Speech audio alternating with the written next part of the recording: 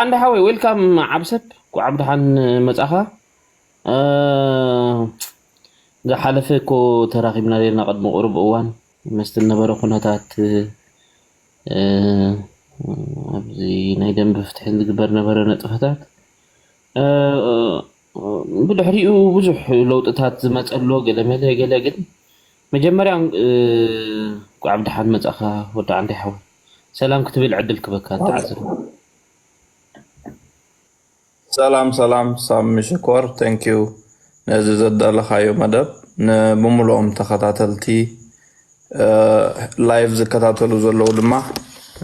زعزز سلامتاي نتوم ريكورد مسكونه دحيروم زسمعون ويون اوشت ارترا خوينم كاتاتلو زخولو نقولكم سلام كبرتها بالليل ودعنا هوي ويلكم عبسب ودعنا حونا أبتيا قدم كله ستايم باليسي ده حرت الصراحة بنايو بزح لوطታት تبيلو كم إن شاء الله تخوناتات ناي إيرتران إثيوبيان متفنان بفلاي بيت ميداتات زنجر زيناتات بتعمي تجانينو قال سدتنياتات بإثيوبيا ون بفلاي بأديس أبابا بزح شجرات قطمهم كون زلو تحبيرنا كساع هرومهم زلو وانت زريبو مالتي حكي مس كله تحاحيسكا اسكي ود عندي حوي مجمرة تقند قداسسي بزوم حزب زيهم دي مبدا اديس ابابا زلو حواتنا تايت بلو مسين تاي مخرختبون تخيل تقولناتات بخمي ابز حاشيه درجه ودقت بلو ንምንታይ ከምዚ ኩነታት ኩላ ግዜ ተደጋጋሚ ኣብ ከምዚ መጻወ ዲያና ኣቱለና ንሕና ኤርትራውያን ቅድሚ ሕጂ ከምኡ ጋጢሙ ሕጂ እውን ተመሳሳሊ ንምንታይ ትብሎ ወዲ ዓንዲ ሓው ዕድል ክበካ ثانك يو سامحوي نتي ኣብ ኢትዮጵያ ዘሎ መንእሰይና ህዝብና ዓበይትና ኣሽቱን ንምዝዋርን ንምሕካምን نصبقون نحماقن دس يلوان دس كي بولون نبي توبيا زسدد زلو أبي توبيا ونزنبر زلو بمعالتات قبرن دخفل زنبر زلو سدتنيا خوينونا سدتنيا ورقات حيزو زنبر زلو إيرتراوي أبي توبيا بمولو مستهلو كونتات شلل كيبله نزو سمعو زبل زينا خلو ኣብ ግምት እንዳተወ ውሳኔ ወጻኒ ዝብሎ ጉቡእ ዝብሎ ውሳኔ ንድሕነቱ ኣብ ግምት ዘእተወ ውሳኔ ክገብር እዩ ኣነ ጻውዒት ዝገብር ጽቡቕ ስለዝተዘርበ ኣብ ኢትዮጵያ ጽቡቕ ስለዝተዘርበ ብኤርትራ ኣብ መንጎ ኤርትራን ኢትዮጵያን ኩሉ ግዜ ጽቡቕ ይኸውን ማለት ኣይኮነን ካብቶም ቅድሚ ሕጂ ተሰዲዶም ሃብትን ንብረትን ዘጥረዩ ልክዕ ከም ዓዶም ريومو قانقوم كل نغرهم زي تغيره حواتنا بالمدي امچتات نبلوم كابوم نلعلي كتعمكم يزبل قمت يبلين كونتات كل غزي مس ኢትዮጵያ ابز صغبولون ابز دخمولون مش ندح ናይ ግድን ስለዝኾ ክሳብታ ናይ መወዳእታ መድሃኒት ቀይሕ ባህር ትበሃል ውሒጦማ ክድሕኑ ዲዮም ኩሞቱ ዘይትፍለጥ መድሃኒት كساب نسانا مودعتا أناقر تفلت إرتراوي كسينو خنبرا يكلني لك عخم تدك خونغو أبعدهم زلو ديامون بخيط ودئه تمليسهم سلام كريو كم زي كولو زدم دموا إرتراوي عنون كونتاتنا خنفلت إزو قد داي بحرزي معبس تزي تغيرلو معلب تزي تغيرلو ويحايلنا تزي تخلاخيلنا يو كل جزي أبز دخمنالو كنهرم كنبرينا ويدم أبز أجبنالو كنهرم كنبرينا سلازي سدتنا كم عجزتو هبنا سدت أيكونن كله هاجرات سدد يوم كاب إثيوبيا زرحة سدت كاب أديس أبابا زرحة سدت قديات ناي بوليتيكا ناي مسمى معن زي مسمى معن ناي تسقابن ناي حركان قديات كي تخونو كاب أديس أبابا خطواتو ناي سدتنيا ورقات كي ترفه وحسنت أيكونكم منيو اتمنتايسي حقي زخبرو هاجرات بناء عالم لخ حقي خقتو زخولو كحتتو زخولو هاجرات انت دا تسديد كا برقص دحنت على نختبل تغليخ ورقات راح سلاستعدل كا اتورقات زي بلي زتقع الكا اندحر سقيل كا جن زيغنت ملو زلوهم كي ترفه ارتراونتهم طرح زخونه شغروم قدم حجي تسوقيقوم يم تبدلهم يم حجون زي ترف حق እንዳሆነ ይخيዳሎ ስለዚህ ንምስም ባድኩም ዘይኮነ ሕማቅ መንገዲ ክትመርጹ ዘይኮነ ድዛረብ ዘለኹ ትውሳኔናትኩም ኮይኑ እቲ የሐይሽ ትብሉ ወስጉምቲ ክትወስዱ ህይወትኩም ኣብ ሓደጋ ከይተውድቁ ከምቶም ካብ ፖሊስ ካሃድሙ ክብሉ ብህይወቶም ዝተጎድኡ ህይወትኩም ከይጉዳእ ካብ ሓልዮት ዝተላዓለ ዝዛረብ ዘለኹ ካል ነቶም ኣብኡ ኮይና ንቃለስ ኣለና ዶ ንጠብስ ኣለና ዝብሉ ድማ ህዝቢ ቅድሚ ምዃኑ ሓደ ክልተ ሰለስተ ኢሉ ፋሚሊ ዝጅምር ሞ ኣብ ቅድሚ ኣኼባኹም እንከለዉ ኣብ ቅድሚኹም ዝሞቱ ሰባት ከይተዛረብኩምሎም ወይ እውን ዝኾነ ይኹን ድምፂ ከይገበርኩም ብዛዕባኦም ምምፃእኹም ነቲ ህዝቢ ብሙሉኡ ነቲ ኣብ ኣዲስ ኣበባ ዝነብር ይኹን ኣብ ደገ ኮይኑ ዝሰምዑን ዝሰምዑ ኣዝዩ ዘደንፁ ሕማቅ ተግባራት ኣብ ታሪኽኩም ዘይሕከኽ ጸሊም ታሪኽ ምግባርኩም በዛ ኣጋጣሚ ከዘኻኽረኩም ይፈቱ ኣብ ዝኾነ ይኹን ሃገርና ሃሉ ህዝባዊ ቃልሲ ነካይድ ኣለና ንብል እንድሕር ኣለና ነቲ ንገብሮ ቃልሲ ኩሉ ግዜ ኤርትራዊ ኣብ ዝሃለወ ይሃሉ ዝኸብረሉ ወይ ድማ ብዛዕባኡ ድምፂ ንኾነሉ ኣገባብ ክንፈጥር ክንክእል ኣለና ኣብኡ ተዛዊርካ ተማሳሲልካ ናይ ዝተመለስካ ፖለቲካዊ ቃልሲ ኣካይድካ ማለት ኣይኮነን ስለዚ እዚ ኣውን ነቶም ድምፂ ከይገበሩ ዝተመለሱ ብዛዕባ እዚ ጉዳይ እዚ ቅሬታዊ ብግልፂ ምዝራብ ካብ ዝፈትዉ ሓደ ስለ ዝኾንኩ እዛ ድምፂ እዚኣ የስምዖም ነቶም ድምፆም ዘስምዑ ከም በዓል ኣብርሃም ካብ ዓዲ ጥልያን ዝኣመሰሉ ድማ ኣድናቆተይ ከም ኩሉ ግዜ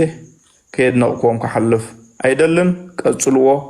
ኣይትተሓለሉ ይብሎም ይቐኒለይ ግን ወዲ አንድ ሓዊሲ ንምንታይ እዩ እቲ እወት ገሊፅካ እንዲኻ እቲ ጉዳይ ባሕሪ ኩሉ ነገራት እንዲሁ ግን እቲ ህዝቢ ኸ ንምንታይ ተደጋጋሚ ከምኡ ምርጫ ወሲዱ ማለት ናብ ሓደ ድሕሪ ሓደ ቅድሚ ሕጂ በደል ኣጋጢሙስ ደጊምካ ትምለሰሉ ተሓስብ ኣለካ ምሻሎ እንጂ ካብ ምንታይ እቲ ህዝብና ኣብኣታ ሃሚሉ ትብሎ ኣነቲ ምስዳዱ ዲኻ ናብ ኢትዮጵያ ምስዳዱ ኖ ምስዳድ ጥራይ ኮነ ወላ ገለውን ኣለው ክስጋዕ ቀዋሚ ንግዲ ምግባር ብዙሕ ነገራት ያው ስደት እዩ ኣማራፂ ዝህብ ኣይኮነን ዕድል ክሳብ ትረክብ ብዝኾነ ነገር ክትዘናጋዕ ትኽእል ኢኻ ፕሮሰስ ገብሩልካ ኣለዉ ይበሃል ዝግበረልካ ኣሎ ትበሃል ከይትጠፍእ ብባሕርን ብምድረ በዳን ከይትጠፍእ ሓንሳብ ኣብኡ ተረጋጋዕ ክትበሃል ትኽእል ኢኻ ምኽሪ ናይ ስድሮኦም ቤተሰቦም ዘኽብሩ ክኾኑ ይኽእሉ እዮም ብሓፈሻ ኤርትራውያን ኣብ ክንዲ ቤላቤለው ንኣምን ዜና ክሬዲብል ዝኾነ ኒውስ ክንኣምን ክንክእል ኣለና ፖሲቢሊቲ ኣሎ ዶ ናይ ኩናት ተኽእሎታት ኣብ ኢትዮጵያ ኣብ ኤርትራን ክኽፈት ይኽእል ድዩ ኣብ ዝኾነ ግዜ ክኽፈት ይኽእል እዩ ዋላ ሕጂ ተዘይተኸፈተ ኢለ ዝኣምናነ ስለዚ ነቲ ህዝብና ክንነግሮን ከለና ኣጠዓዒምና ክኸውን የብሉን ክወፅሉ ክኽእሉ ኣሎ ኣምሓርኛ እውን እንዳኸበደና ኢና ንለምዶ ስዋሂል እንተኾነ እውን እንዳኸበደካ ኢኻ ትለምዶ ካልእ ሃገር ኣብ ጎረቤት እውን ከምኡ ስለዚ ካብቲ ተኣፋፊ ዝኾነ ንህይወትካ ምልክት ሕቶ ዘእቱ ምውፃእ ግን ኣገዳሲ እዩ ካብ ብኳሌታኻ ትወፅእ ተጎቲትካ ትወፅእ ተኣሲርካ ሕማቅ ነገራት ርኢኻ ካብ ትወፅእ በዓልካ ብምርጫኻ ክትገብሮ ከለኻ ዓብይ ዝኾነ ክስታይ ኣለዎ ዕጋበት ኣለዎ እሞ እዛ ሓደ ህዝቢና እንዳበልካ ዝተገበረ ምትላሉን ቀሊል ምትላል አይኮነን ሳምሓወይ ኣብ ሜድያ ኣብ ቴሌቪዥን ናይ ኤርትራ ይኹን ናይ ኢትዮጵያ ብዘይገድስ ኣብ ኩሎም ሓደ ህዝቢና ኣሕዋቲና ከምዚና ኩሉ ብፅፍሩ ዝነብር ህዝብ እንዳሃለዎ ከሎ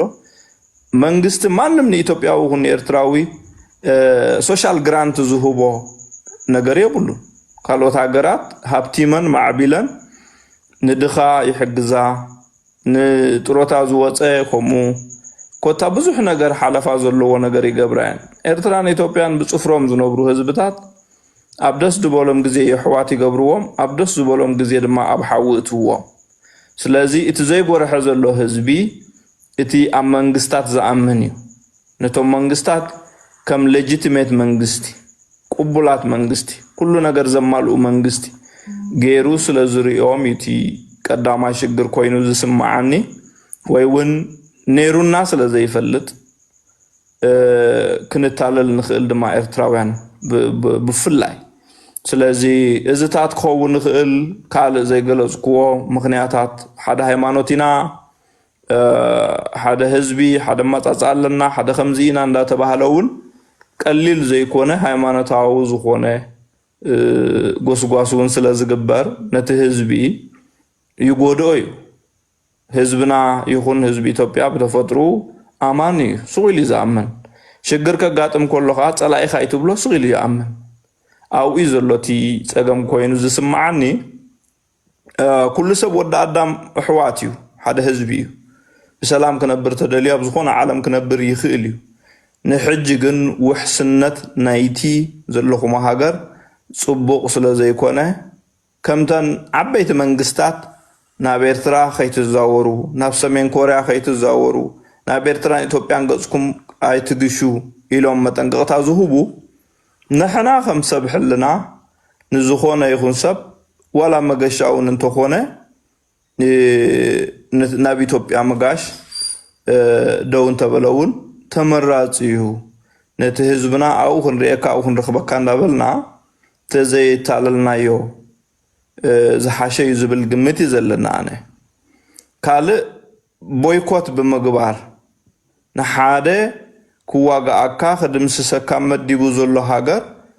ብምሕሳም ኣገልግሎት ናቱ ምጥቃም ምሕሳም ብኸምኡ ክትፍለጥ ክትክእል ኣለካ ጥራሕ ብብረት ምድርባይ ብከቢድ ብረት ምድርባይ ደይኮንካ ክትፍለጥ ዘለካ ንኣብነት ኣየር መንገዲ ናይ ኢትዮጵያ ክንጥቀመሉ ያብልናን ኢልካ ትሰማማዕ ቃልሲ ዝበሃል ከምኡ እዩ ሎክሎክ እንዳበልካ ብሓደ ኣዳራሽ ከይድካ ኣኼባ ምግባር እንታይ ከም ዝበልካ ዘይትፈልጥ እንታይ ከም ዝበልካ ዘይትሰምዕ ደይኮነ ዋላ ነቲ ኣየር መንገዲ ኣየር ናይ ኢትዮጵያ ኣይንጥቀመሉን ኢና ኢልካ ምሕሳም ናይ ጀጋኑ ቃልሲ እዩ ስለዚ እዝታት እምቢታን ተዘያርኢና ብደገ ዘለና ርዒምና ተደሊኹም ባሕሪ ውሰዱ ተደሊኹም ጎቦ ውሰዱ ተደሊኹም ዓዲ ክስቶ ብፅሑ እንዳበልና እንድሕር ከድና ብውሽጢ ዘሎ ከዓ እምቢታ ከም ዘስምዐን ተራእዩ ነቲ ህዝቢ ኣብ ክልተ ክዕረቕ ዘይክእል ተገሚዑ ናይ ከምዚ ናይ ካሽሚር ዕድል ፍርቆም ፓኪስታናውያን ኢና ፍርቆም ህንዳውያን ኢና ፍርቆም ንሕና ካሽሚር ኢና ዝብሉ ናብ ከምኡ ዝበለ ዕድል ጥራሕ ኢኻ ትወድቕ እሞ ቀንዲ ኣብ ደገ ዘሎ ሓበሬታ ዘለዎ ቦይኮት ክገብር ክኽእል ኣለዎ ክሕሰም ክኽእል ኣለዎ ኖ ኣይጥቀመሉን ነዚ ኣገልግሎት እዚ ክብል ክኽእል ኣለዎ ኣብ እንግሊዝ ትነብር ተኾንካ ናይ እንግሊዝ ኣየር ተጠቐም ኣብ ካልእ ሃገር ትጥቀም ተኾንካ ናይ ካልእ ሃገር ኣየር ተጠቐም ስለዚ ሓሰረልካ ድሕሪ እታ ክትጎብጠካ ትደሊ ኣገልግሎት ናታ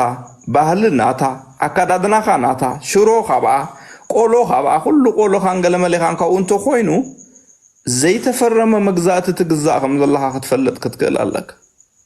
ሓደ ካብቲ ቃልሲ ነብስኻ ምኻል ነብስኻ ክትክእል ከለኻ ናትካ ባህሊ ናትካ ነገር ናትካ ኩሉ ነገር ተማዕብል ውፅኢት ናይቲ ህዝብኻ ትብሎ ፕሮዳክት እንዳተጠቐምካ ኢኻ ትኸይድ ከምቲ ናይ ማህተማ ጋንዲ ነፀላ ኣገልዲሙ ዝኸይድ ዝነበረ ካብ ምቻታት ናይ ዓዲ እንግሊዝ ጅንስ ናይ ዓዲ እንግሊዝ ከምዘይ ክደኑ ዝገበረ ንህዝቡ ከምኡ ክትገብር ክትክእል ኣለካ ተዘይኮኑ ኣገልጋሊኦም ተጠቃሚ ንብረቶም ተጠቃሚ ኣየሮም ተጠቃሚ ሆቴሎም ተጠቃሚ ናይ ክራይን ካልእን እንድሕር ኮንካ በትንስኻ ዘበርከትካዮ ኢኮኖሚ ህዝብኻን ሃገርካን ኣብ ሓደጋ ክወድቕ ምዃኑ ክትፈልጥ ክትክእል ኣለካ ብረት ጥራሕ ኣይኮነን ዝዕንወካ ከላሽን ጥራሕ ኣይኮነን ዝዕኑ ቁጠባ ሓያል ኣዕናዊን ሃናፅን ትካል እዩ ክንገብር ክንክእል ኣለና ቃልሲ ቡምባ በምድርባይ ከላሽን በምዕጣቅ ጥራሕ ኣይኮነን ኣብ ንገብሮ ሁሉ ኣገልግሎት ብሙሉ ናቶም ንጥቀም እንተኮይና ወላቶም ድሰኽሩ ድስዕስዑ እንድሕር ናቸው ማናቸው ክብሉ ዝሓድሩ እንድሕር ኮይኖም ዝተረፈካ ነገር የለን ክትግዛእ ፊርማ ጥራሕ የተሪፉ ኣይፈረምካን ተዘይኮይኑ ግን ትግዛእ ኣለኻ ማለት እዩ ስለዚ ብንሕ ብትምክሕቲ ብትብዓት ብኣፍልጦ ዋላቲ ትረኽቦ ኣገልግሎት ካብ ከማኻ ኤርትራዊ ክኸውን ከሎ ናይተን ትነብረለን ሃገራት ኣገልግሎት ክትጥቀም ከለኻን ይበልጽ ካብ ንሓደ ጽባሕ ንጎሆ ዝወግኣካ ዶላርካ ትድርብየሉ ናይ ኣየር ኣገልግሎት ይኹን ብሙሉ ዓይነት ኣገልግሎት እንድሕር ደኣ ቦይኮት ክትገብሮ ክትሕሰሞ እንተደኣ ኽኢልካ ዓወት እዩ ብነፍሱ ዝኸኣለ ዓወት እዩ ኣይጥቀምን እየ ኣገልግሎት ናይ ከምዝን ዝበለ ተመሊሱ ንዓይ ዝሃርም ዝወግእ እንድሕር ኢልካ ሓያል ተቓላሳ ኢኻ ማለት እዩ እቲ ምጭዋይ ናይ ኣየር ከምቲ ቦታትና ዝገበርዎ ይትረፈና እሞ በተን ኣየር ጎተት እንዳበልና ተዘኒምናስ ኣይንጠቐም ሓደ ቃልሲ እዚ እቲ ንገብሮ ቃልሲ ድማ ብኣፍልጦ ይኹን ኣብ ኣዲስ ኣበባ ተዘኒብና ኣኼባ ጌርና ህዝብና ድጸልኦ መንገዲ ኣይንኺድ ረብሓና ኢትዮጵያ ዝሕሎ ብትንትን ዝበለት ኤርትራ ዝተፈናጨለት ኤርትራ ምስትህሉ ሓቢሩ ክቃለሶም ዘይክእል ሓይሊ ሒዛ ምስተረፈት ኤርትራ ባሕሪ ጥራሕ ዘይኮነ ወላቲ ኣብ ዓዲ ገዲፍናያ ዝመፃና ምሖፅ ዕንጨይቲ ናይ ገዛውቲ ወላ ንሱን ፈሪሱ ክውሰድ ይኽእል እዩ ኩሉ ግዜ ፋስጋ ኩሉ ግዜ ውዳ ዓመት ኩሉ ግዜ ዕውታት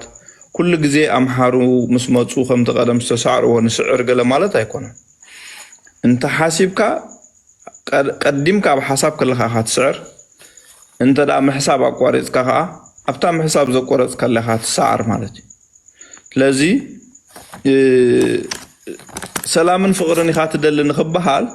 ስእልካ ተዘኒብካ ይትነብርን ኢኻ ሓበሬታ ምእካብ ነቲ ሓበሬታ ብግቡእ ምጥቃም ንዝግብኦ ምብፃሕ ወላ ነቶም ኤርትራውያን ናብ ኩናት ዝኣትዉ ብሕጂ ኣይተነገሩን ትብሉ ነርኩም ምንጋር ደዓቢ ብሂወት መንባር ኣይተነገሩን ስዋዓት ኣይተነገሩን ከምዚ ተገበረን ያ ግን ምንጋሮም ዶ ይበልጽ ብሂወት ከለው ወላስ ሞይቶም ተሰዊኦም ተባሂሉ ክንገረና ማዕጾ ምኹሕኳሕ ናይ ዘይሰምዓካ ደብሪ ምኹሕኳሕ ኣቐዲምካ ምንጋር ዶ ኣይበልጽን ድምፂ ሕዋትካ ምዃን ማለት እኮ ብሂወት ከለው ነታ እንኮ ህይወቶም ከስተማቕርዋ ምጽዓር ማለት ምስ ሞቱ ተነጊሮም ኣይተነጊሮምን ተምጾ ለውጥ የለን ንዘይሰምዓካ ምልማን ወላ ነቶም ኣብ ኤርትራ ዘለዉ ናብ ኩናት ዝዳለዉ መንእስያት ብህጂ ክጠፍኡ ዝተበየነሎም መንእስያት መጻኢት ኤርትራ ንሳቶም ምዃኖም ኣሚንና ድምፂ ንኹን ንዛረቦም ይቐኒለይ وثانك يو ودع عندي حوي حجي تاريخها يوبزي فخرا سقدم حجي تاريخها مزي ولا تباب منقص إثيوبيا قدم حجي بنايح واحد فخرا نيرون ديوغن ابتل على ونزل هابس وحدي نيرو بفلاي كبعل صدقان قالت ليكوي نحجي كن بقلع ابل على ونت إيرترا دفرت غير كامزراب لقدامي سمعك تخون نايزي مبعال ناي كينات عدوى كله ناي عدوى مذكر برهان جولا مارشال برهان جولا زولولو فقرا كميو اف زولولو بارلاما مزو كله بيلكاس نمنتاي كم زي دفرت تبصيحو مخا بابليك الوطيخا ميديا فقرا مغبار اذا خمنتاي تبلو ولا اسكالو حبو بوليتيكاس كل جزء أبغمت كنت وصلنا دستي سلز تغيره صبحي أي مكرني أبي إثيوبيا منقستات سلز تغيروا قدينا يغيروا زبل قمتها بالليل كل جزء ናይ ኣፍ ደገ ባሕሪ ምጥቃም ዘይኮነ ዘለዎም ናይ ዋንነት ድሌት ኣለዎም ናይ ዋንነት ድሌት ስለ ዘለዎም ዝኾነ ይኹን መንግስቲ ተፈጢሩ ሰላም ክንረክብ ኢና ዓረፍቲ ክንረክብ ኢና ዝብል እምነት የብለይ እንታይ ደኣ ተዛማደ ሰላም ክንረክብ ንኽእል ኢና ስለዚ ኣብ ኢትዮጵያ ክሳዕ ክንድዚ ንዕቐት ዘብፅሖ ደረጃ ዝዛረብሉ ዘለዉ ምኽንያት ሓደ መጀመርያ ብዘይ ዝኾነ በትሪ ብዘይ ዝኾነ ማሃረምቲ ብዘይ ዝኾነ ውግእ ብዘይ ዝኾነ ብረት ንኤርትራ ባዶ ኣትሪፍካ ተመርኳሲት ወይ ከዓ ምርኩስ ዘድልያ ሃገር ነቶም ጎረባብቲ በጃኽን ንዕነ ብልዓኒ በጃኽን ንዕነ ባሕረይ ተጠቐማ ሞት ዘይተርፍ ኢላ ተገዛኢት ዝኾነት ሃገር ምፍጣር እዩ ማለት እዩ ምክንያቱ ናይ ቀደም ታሪኽና ተገዛእቲ ዘይምዃንና እዩ ናይ ሕጂ ታሪኽና ዝስማዕ ዘሎ ከዓ ተገዛእቲ ክንከውን መንገዲ እንዳኮስተረልና ዝኸይድ ዘሎ ኣካይዳ ብዙሕ እዩ ስለዚ እንድሕር ዳኣ ክሳዕ ክንድኡ ኣብ ጎደናኻ ተዛሕዚሑ ህዝቢ ብድኽነት ብኩሉ ነገር እንተዳ ኣብ ጎደናኻ ተደርቢዩ ትንዕቆ ኢኻ ኣብ ደቡብ ኣፍሪቃ ንናዓቕ ኢና ከም ስደተኛ ንፅላእ ኢና ኣብ ኢትዮጵያ እውን ከምኡ እዩ ኣብ ካልእ ዓለም እውን ከምኡ ክህሉ ክእል እዩ ንሕና ንፅዑዱ ክንከውን ንኽእል ኢና ካብቶም ካልኦት እሱ ግን መልክዕና ከድሕነና ኣይክእልን እንታይ ደኣ ክሳብ ሎሚ ዝተረሳዕናን ዝተናዓቕናን ኢና ኮይንና ዘለና ዋላ እቲ ህዝቢ ብተፈጥሮኡ ሓያል ሰሪሑ ዝበልዕ ርሂፁ ዝበልዕ እንተኾነ ግን ኣብ ሓደገኛ ዝኾነ ኩነታት ኢና ዘለና ክንዕቐና ዝኽእል ስደተኛ ህፃን ቆልዓ ኣብ ኣፍና ድላይ ዝብለና እንተኾይኑ እቲ ሚኒስተርካ ብኡ መጠን ሰብ እዩ ማዕርጉ እዩ ሚኒስተር እምበር ማዕርጉ እዩ ሚኒስትር ምክልኻል እምበር ብርሃኑ ጁላ ከም ማንም ኢትዮጵያዊ ኣብ ጎደና ተሰጢሕና እንተዳርኢና እዚኦም ኣይጠቕሙን እዮም መምዘኒና ብኡ እዩ ክወስዶ ስለዚ እንታይ እቲ ናተይ ምኽሪ ኢትዮጵያ መንግስቲ ትቐይር ኣይትቐይር ዲሞክራሲያዊ ይኹን ኣይኹን ኮሚኒስት ይኹን ኣይኹን ብዘይገድስ ዕረፍቲ ዝህብ ሃገር ኣይኮነን ባሕሪ ከይረኸበ ዋላ እንድሕር ሃብቲ ኣብ ልዕሊ ሃብቲ ተኸስኪሱ ኣብ ኢትዮጵያ ዕረፍቲ ኣይክረኽቡን እዮም ሓንቲ ግዜ ኣብ ርእሶም ዝኣተወት ነገር ባሕሪ ብሰንኪ ቲፒኤልኤፍ ዓሰብ ብሰንኪ ቲፒኤልኤፍ ተወሲዳ ንመን ዳሓቲትኩም ሂብኩም ኣይኹም ዝብል ብዙሕ ግዜ ሰሚዕና ኢና ስለዚ ሕጂ እውን ንሳ ተቐየር ነገር የለን ብርሃኑ ይቀየር እዚ ደበሌ ባጫ ደበሌ ይቀየር ካልእ ይቀየር ኩሎም ሓደ እዮም ተጋሩ እንድሕር መፅኦም ትግርኛ ዝዛረቡ ሓደ እዮም ምክንያቱ አንጻር ናይ ዝንብሎ ዘለና ከም ኤርትራውያን ኮይኖም እንድሕር ተዛሪቦም ንዕኦም እውን ሓደጋ እዩ ኢትዮጵያ ሓደጋ ትኸውን ከምቲ ብዙሓት ተቃለስቲ ናይ ኤርትራ ኣብ ፅልኢ ትግራይ ተፈጢራ ዶ ኣብ ፀርኢ ኢትዮጵያ ተፈጢራ ዝብልዎ ኢትዮጵያ እውን ኣብ ድሌት ባሕሪ ናይ ተፈጢራ ኣብቲ ተጠቀት ሃገራት ይዕድምኦም ተጠቀሙ ይብሉ ክሳብ ጅቡቲ ሶማሊያ ገለ ብዙሕ ኣግሪመንታት ኣለዎም ግን እቲ ናይ ጥሩሕ ወይ ከዓ ናይ ባዕጣ ናይ ናትካ ምስኮነ ድላይካ ትገብረሉ ዋንነት እዩ ዘድልዮም ዘሎ ማለት እዩ ነቲ ዋንነት እቲ ንምርካብ ኣብቲ ቀደም ሃይለ ስላሴ ድዩ ዋላ መንግስቲ ከም ሕጊ ዘተኣታተዎ ከም ባህሊ ዘተኣታተዎ ናብቲ ህዝቢ መሬት ሮሖ ኣው ኢኻ ትምለስ ዳሓር እውን እኮ ነፃነትና ረኺብና ረፈረንደም ይተገበረን ዝኩሉ ግዜ ደም ዝፋሰስ ውሕስነት ዘለዎ ህይወት ክትነብር ኣብ ኢትዮጵያ ኣይከኣልን እዩ ኩሉ ግዜ ንዕኦም ኣብ ዝደለዎም መዓልቲ እቲ ንሕና ድማ ከምኡ ኣብ ከምኡ እንዳተፋጠጠ እዩ ዝነበረ እዚ ኤርትራዊ ከም ቀደሙ ከምቲ ብሓድነት ተቃሊሱ ሃገሩ ዘድሓነ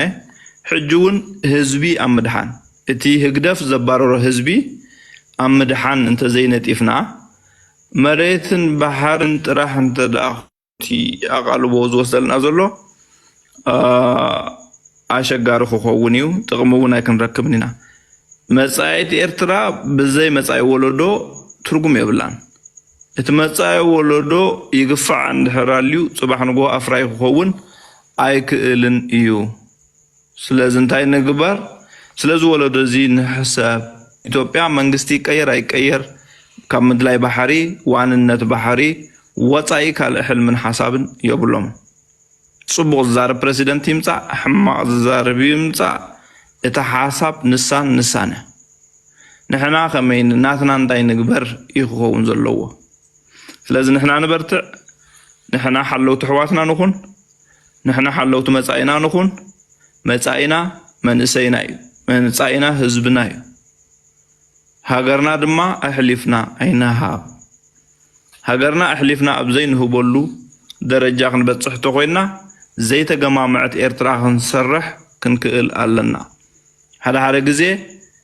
ሓደ ኣውቶሪቲ ክሕብረና ዝኽእል ኣብ ኤርትራ ስለዘየለ ኣብ ስደት ኣይግበርን እዩ ማለት ኣይኮነን ኣብ ስደት ብሓባር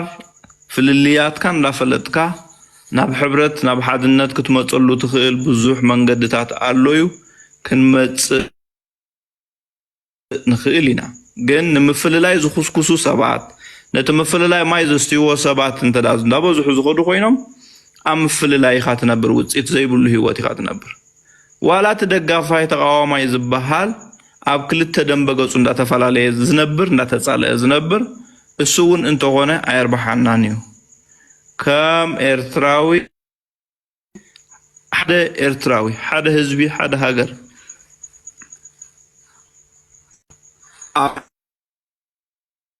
فيلو غطل اوكي طبقتي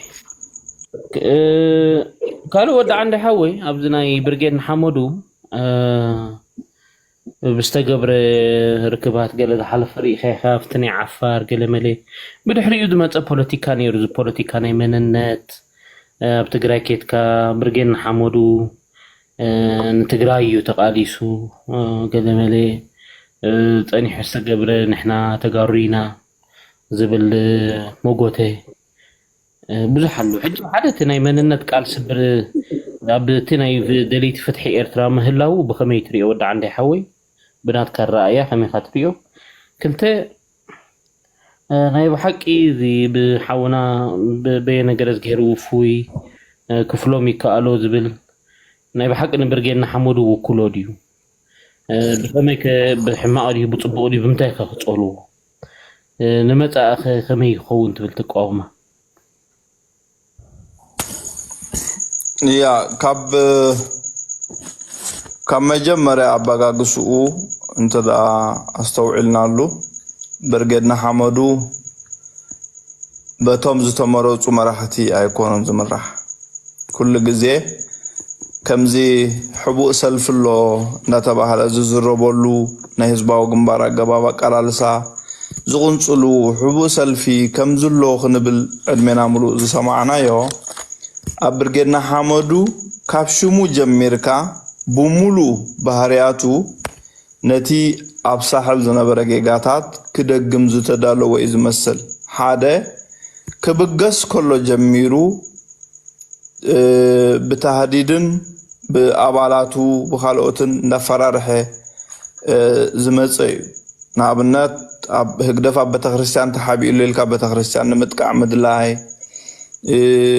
أمونغو تقاومتي أبالنا زيكونو ندابلكا متقعتي مسنزار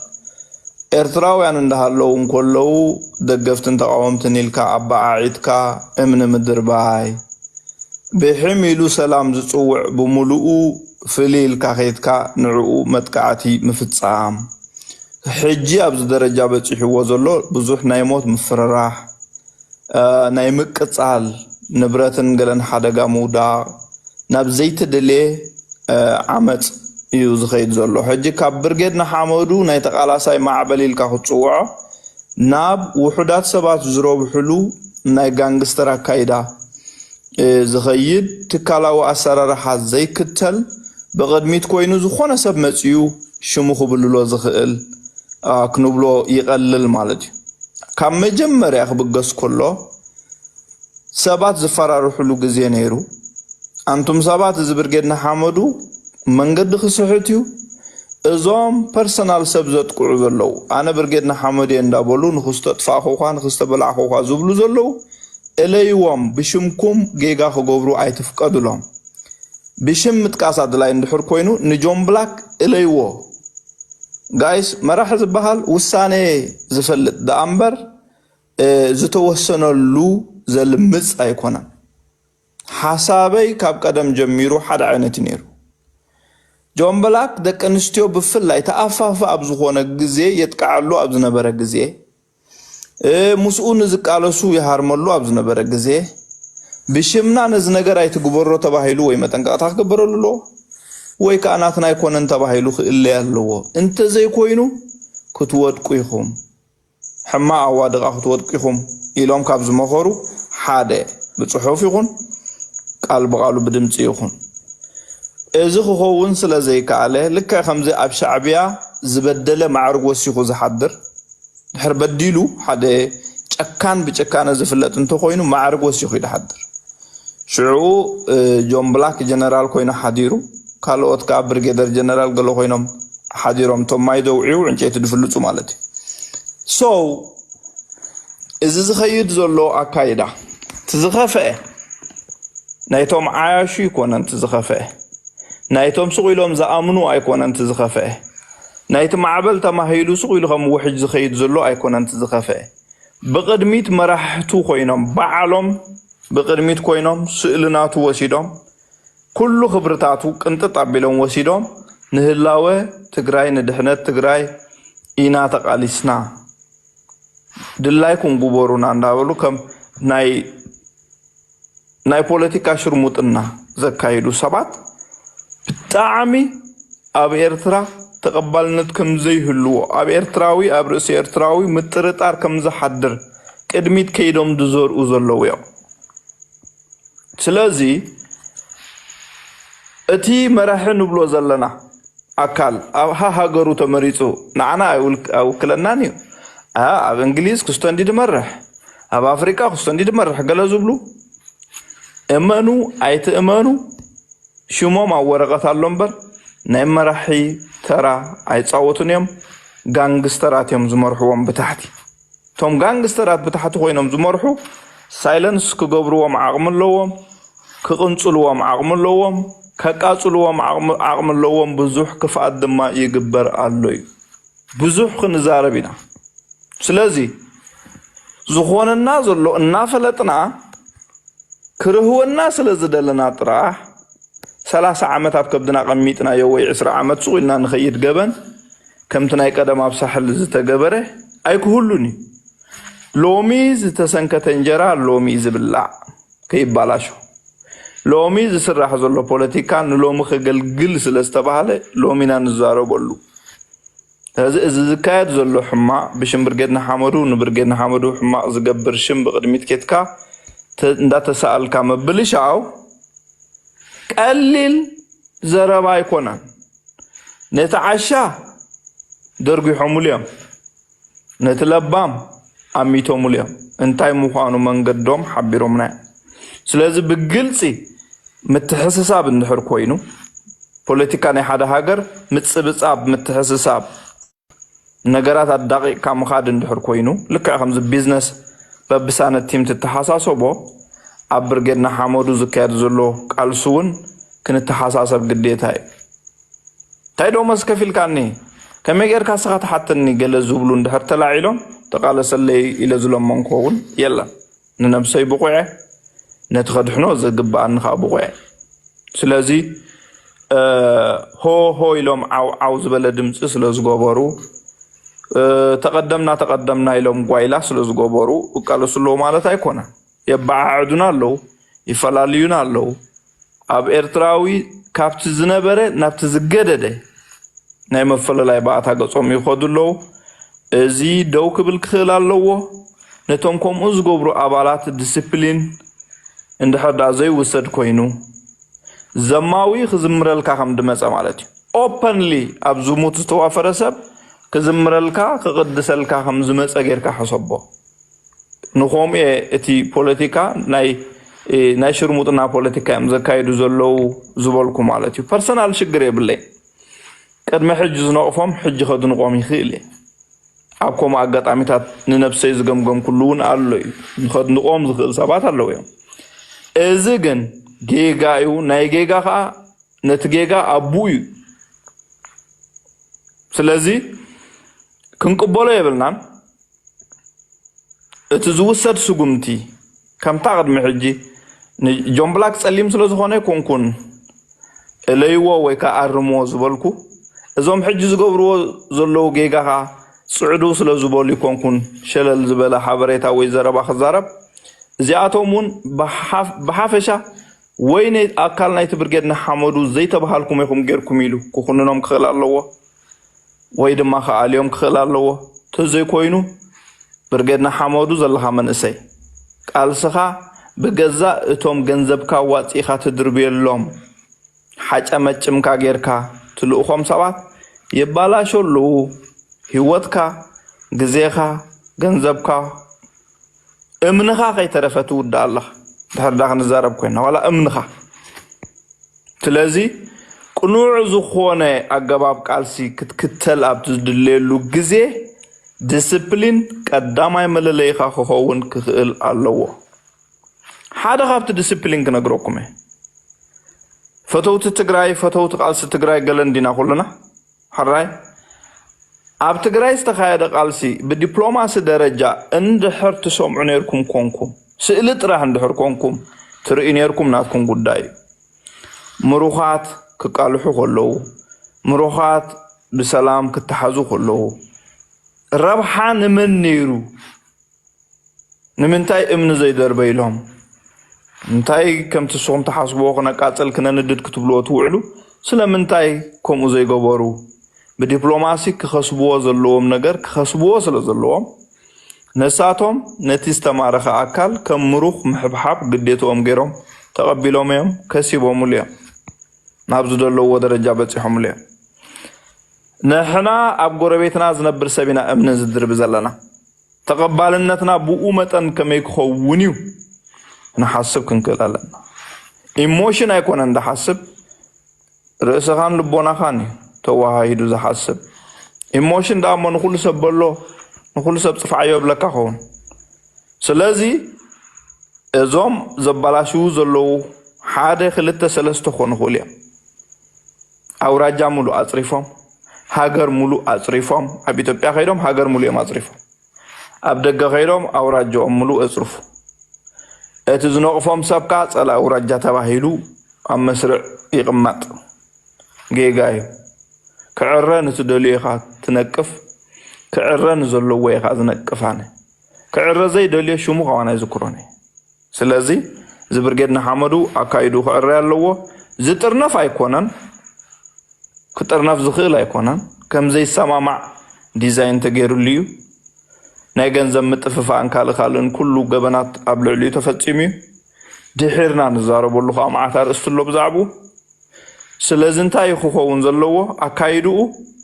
ካብቲ ፀላእየ ገይርዎ ዝብሎ ዝሓሸ ኣካይዳ ክኸይድ ክኽእል ኣለዎ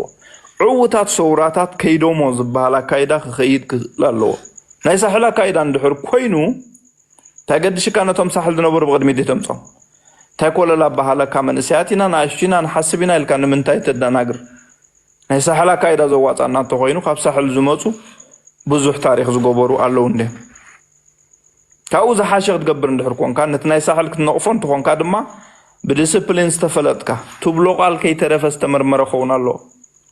ኣነ ነፍሰይ ወኪለ ድዛረቦን ውድብ ወኪለ ድዛረቦን በበይኒ ኣብዚ ናይ ሎም መዓንቲ ብዙሕ ጉለት ትሬስ ክትገብሩ ለይትኽእሉ ኢኹም ነፍሰይ ወኪለ ይዛረብ ኣብቲ ነቲ ውድብ ኣነ ዘገልግሎ ድዩ ዘገልግለኒ መሲለ ዝዛረበሉ ግዜ ግን ዝተባሃልክዎ ተኣዚዘ ክኽእል ኣለኒ እዚ ብርጌድና ሓመዱ መራሒ የብሉ ተመራሒ የብሉ ዝስረቕ ዝታለል እምኒ ዝድርቢ ከምኡ ጥራሕ መሊኡ ዘሎ ኣብ ሰዓት እዚ ኣብ ዝርዝር ኣቲና እንድሕር ዳ ሰሚዕኹሞ ኣብ ዝርዝር ኣቲና እንተ ደኣ ኣድህቦ ሂብኩም እንድሕር ሰሚዕኹሞ ናይ ብሓቂ ክስሕማቅ ክስማዓኩም ስለዚ የዕርይዎ ኣብ መጀመርያ بعل جون بلاك تقاليهم نيروم تتخونو يغريتا حاتيتهم ديسيبلين غيروم نيروم تزخونو إذا كل ساعبين بدحريو زمتسه ممصدو تنفوتوت تمسلو نتوم تأشيرهم دوصو خمان كمل لكم ايبلكم من بعل توباك زاربو كون سمعوا مالنا كزاربو هولو كمل لك هذا نسبيلن ገንዘብ አዋጪውም ገለገረም አጠፋፊውም አብኮሚ ተበጽህ ደላ ስለዚህ ማኸልና ሰራውት ለውና መታለልት ለውና ክን ጥንቃ ክንክል አለና ክንዛረቦሉ ክንክል አለና ጥራህ በርገና ሐመዱ ሰማያው ክዳን ገለመለ ስለዝገበርካ ፉሊ ኃይሊ ድላይ ካትገብር ኃይሊ ዝተመረቀልከ ኃይሊ ገርካ ነፍስኻ ትወስዳ ይብልካ አነ በዚህ ዙሪዮ እቶም በኻለ መንገድ ዝሪኡኻ ሐሳቦም ክገልጹ መሰሎሚው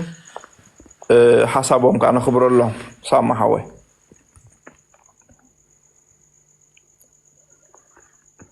አብዲ አግን ወደ አንዴ ምልእ ከተብላሲ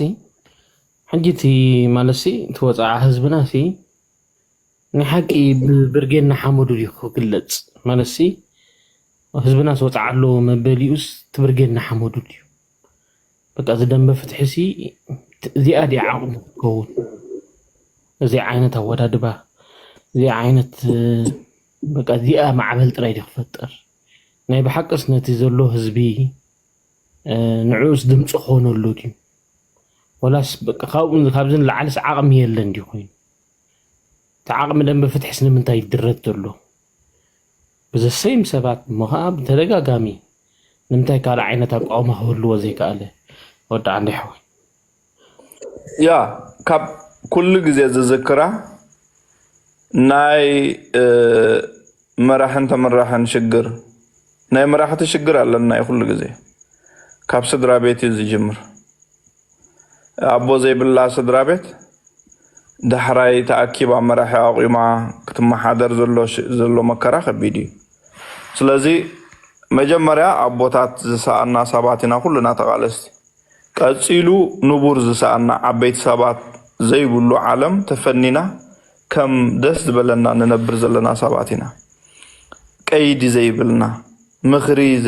ዘይንወስድ ነፍስና ዝኻልና ኮንፊደንት ኮይኑ ስማዓና አሮጋንት ዝኾነ ካይዳ ኢና ነነብር ዘለና ዘሓሸ ትብሎ ለውጢ ክመጽእ እንተ ኮይኑ ሓደ ተቀባልነት ዘለዎ ትካል ሰሪሕካ ከምዚ ናብነት ዝንሪኦ ዘለና government in exile ኣብ አሜሪካ በዓል ገብረ ባዱራ የተመስሪቱ ዘሎ አፍልጦ ረኺቡ ዘሎ ኣብ አሜሪካን ካለን ናብ ብዙሓት ሃገራት እውን ዝኸይድ ዘሎ ናብ ከምኡ ዝመሰለ legitimate አፍልጦ ዝረኸበ ነገር ምጽጋዕ ማለት حادي بعمص تعويته بعمص غيرخ ادلاي كغبر يمبالك خلاي سلازي ارتراو زبزح غزي نتاناي ساحل ميلا متيو زتعوته بحيلو دلاي يغبر تبل ميلا حساب حجي ايرسعان قال كل رسعوي باهلي قال كل رسعو نتا بحيل عميسكا بحيل نتي سلطان حسكا بحيل دلاي كتغبر تبل اصنيعو واي زي ترسعنا نتزصحافو حقي ناي ودب ناي غليلو امبيبو يفلطني تخاتعو اللي يفلطني اي فلطن ناي زبزح كابا جمير كازرب دلو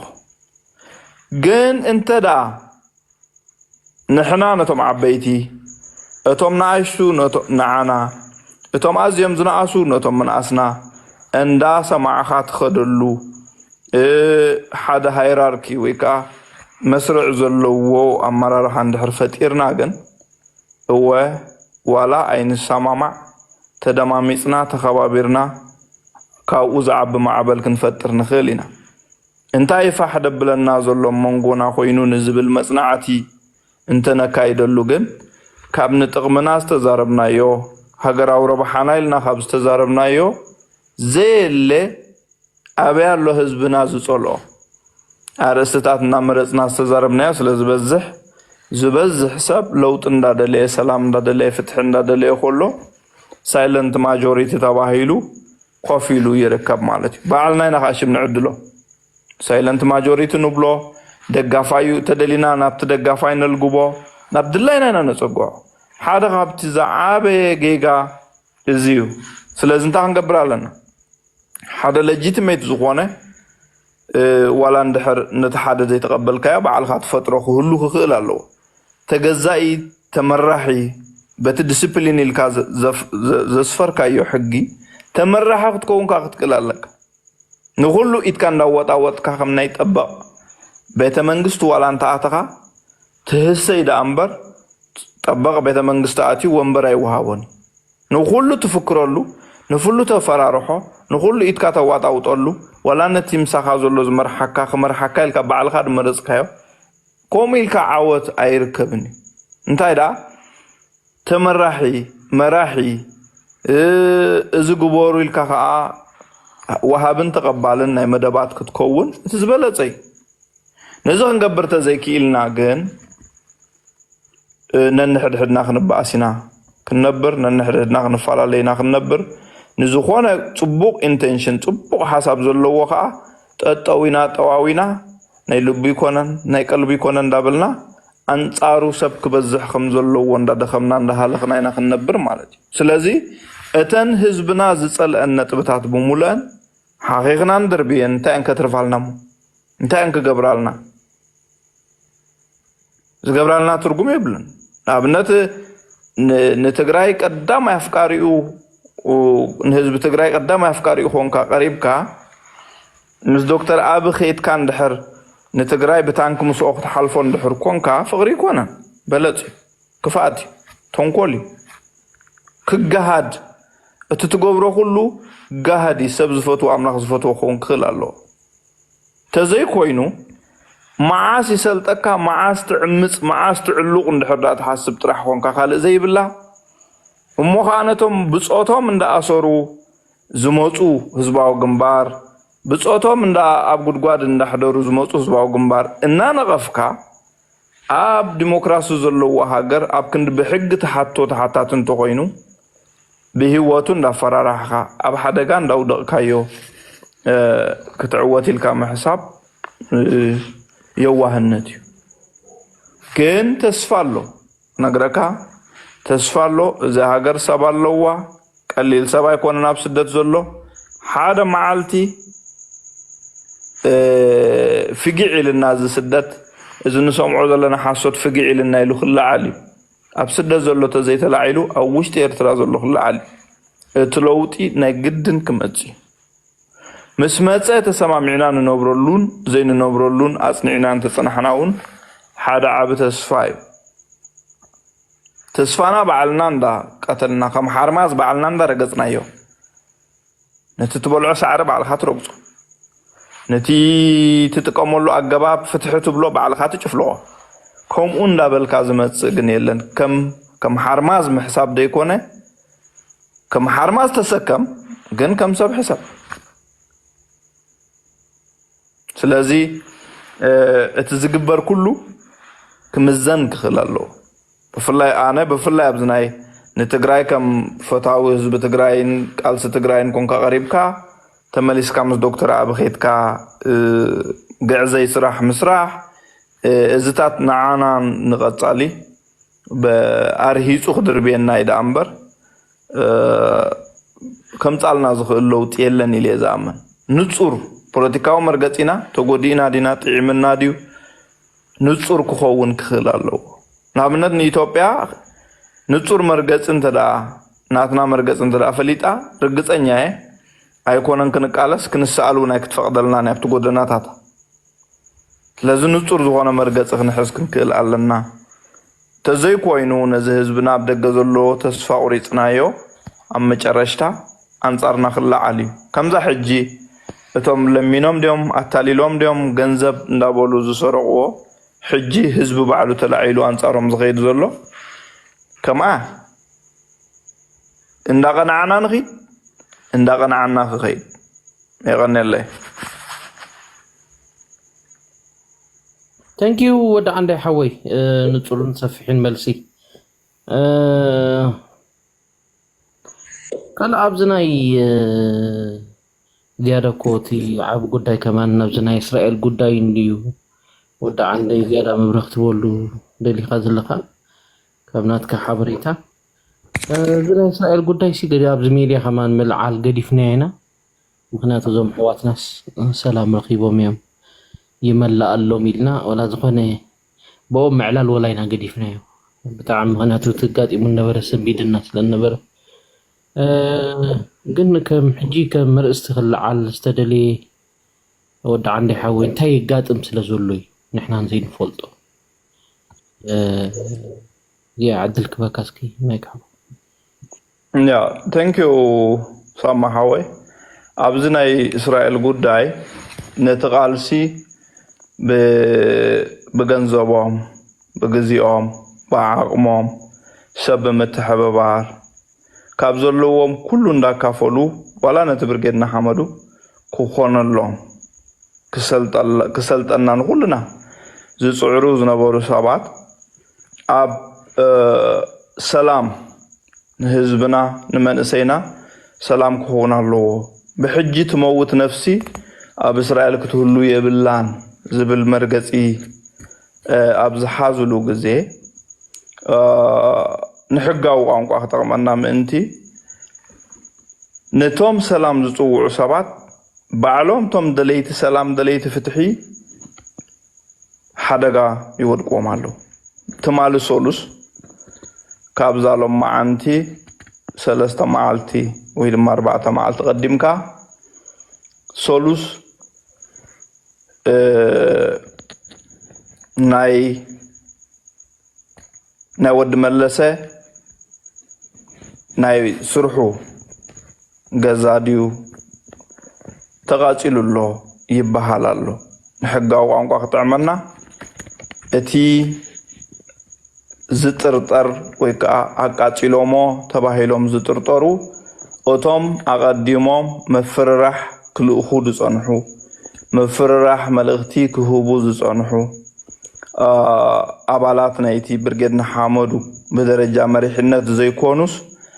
በደረጃ ጋንግስተር በደረጃ ቆላን ከበሳን ኢሎም መፍልላይ ፈጢሮም ዘሎ ኣብቲ ውሽጦም ዝምራሕ ዘሎ ሓደ ካብቶም መራሕቲ ናይቶም ጋንግስተር ተባሂሉ ዝግለጽ ዘሎ እቲ ኣሕመልቲ ዝብል ስም ቅጽል ዝሃብክዎ ሕጅውን ሓደ ካብቶም መራሕቲ ኣሳሰይቲ ምዃኑ እዩ እቲ ሓበሬታ ዘሎ ትካሉ ድዩ ገዝኡ ብርግጽ ኣየናይ ምዃኑ ገዝኡ ኢለ ዝሓስብ ተቃጺሉሎ ምቅጻሉ ንሓደ ነገር ይፋ ገይሩ ታዩ ሰላም ዝጽውዕ ተቀይሩ ነይሩ ወዲ መለሰ ቅጽል ሽም ዝሃብክዎ እዩ ጽቡቅ ገይሮም ስለ ዝፈልጥዎ ወዲ መለሰ ኣብቲ መጀመርያ ጋዝ ሒዙ ክነፍሕ ኣፍታ ናይ መወዳእታ ናይ ክልተ ሰባት ሞት ኣብ ዝነበረሉ ግዜ ዝኾነ ፍሊት ክነፍሕ ርኢኹሞ ትኾኒኹም ብዙሕ ሰብ ተሰሚዕዎ ዕውት ናይ ቢዝነስ ሰብ እዩ ወላ ኣነ እውን ኣብ ደገ ወፅኤ ሰላም ክጽውዕ ኣለካ ንስኻ ዝጸዋዕኻዮ የኽብርዎ እዮም ብዙሓት ሰማዕቲ ኣለውኻ ሃብትኻ ተጠቐመሉ ሃብትኻ ሰላም ተዘየለ ንዓኻ ኣይጠቕመካን እዩ ዘብል መልእኽቲ እሕሊፈ ነይረ ነቃፊኡ ነይረ ማለት እዩ ኣብዚ ሰዓት እዚ ንሱ ሰላም ኣብ ዝደለየሉ ግዜ ሰላም ኣብ ዝጸዋዓሉ ግዜ ወላ ሓንቲ ነፍሲ ክጠፍ የብላን ኢሉ ኣብ ዝኣመነሉ ግዜ እቶም ብትሕቲ ጣውላ ዝመርሕዎ ነቲ ብርጌድና ሐመዱ ወይ ብሽም ብርጌድና ሐመዱ ገበናት ዝገብሩ ዘለዉ መሪሕነት ናይ ብርጌድና ሐመዱ ድማ ተሓታትነት ዘይብሉ ዘይወስደሉ ተደልዮም ሰብ ቀጥፉ ተደልዮም ሕማቅ ነገር እንዳገበሩ ሱቅ ኢሎም ከምዚ ተሓታትነት ዘይብሎም ገይሮም ዝኸዱ ዘለዉ እዞም ሰባት እዚኣቶም ስለዚ ገዝኡ ተቃጺሉ ጥራሕ ዘይኮነ መፍርራሕ እውን በፂሑ ወይ መፍርራሕ ክሳብ ብሂወት መፍርራሕ ክሳብ መጭወይቲ ንዝመጽእ ዘሎ ግዜ ክትሰምዕዎ ስለ ዝኾንኩም እቲ ከይፈተኻ ዝስማዕ ሎሙ ፈቲኹም ስምዕዎ እቲ ከይፈተኻ ዝስማዕ ከይመጽእ ከሎ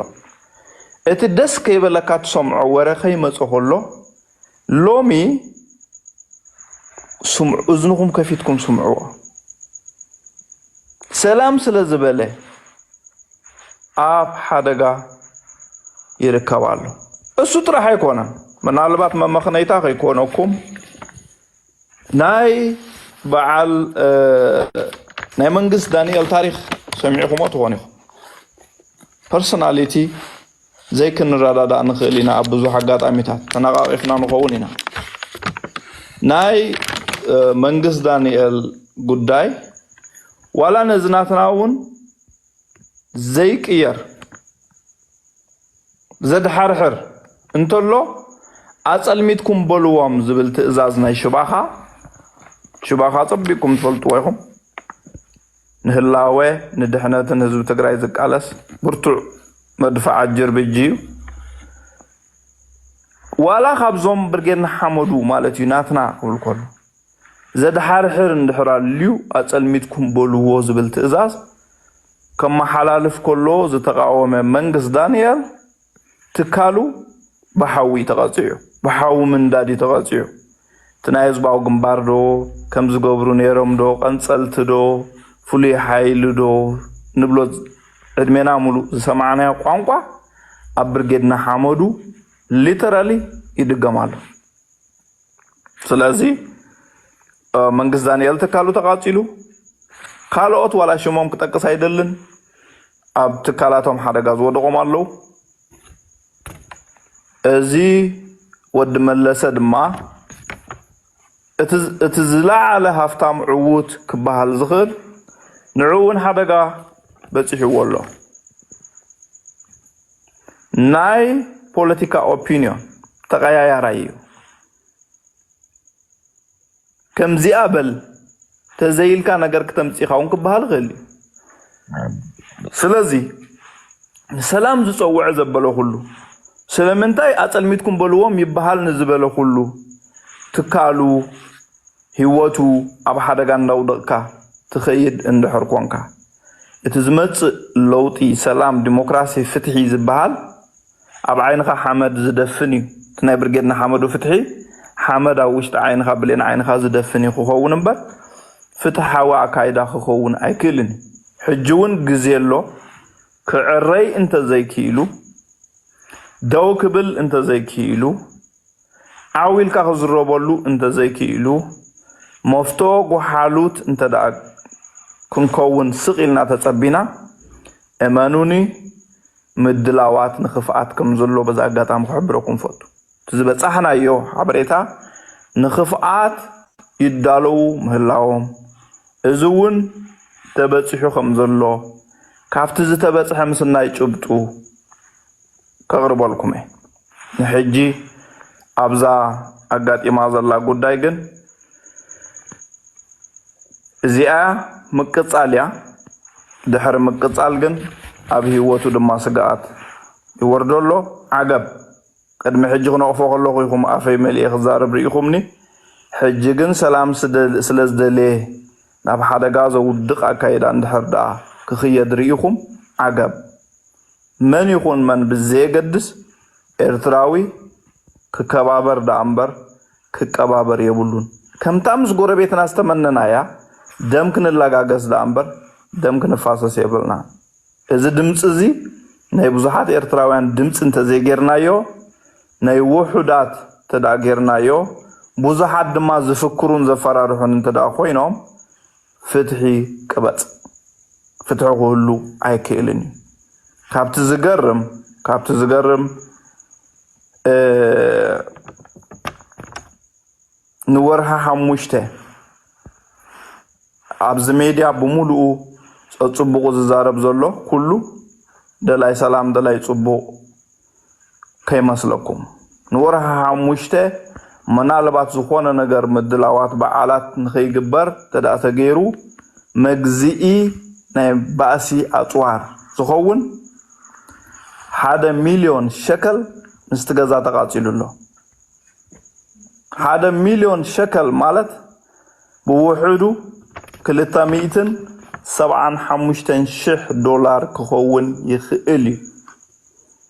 ተቃጺሉ ገዝኡ ኣቃጺሎም እቲ ገንዘብ ኣብቲ ገዛ ተቃጺሉ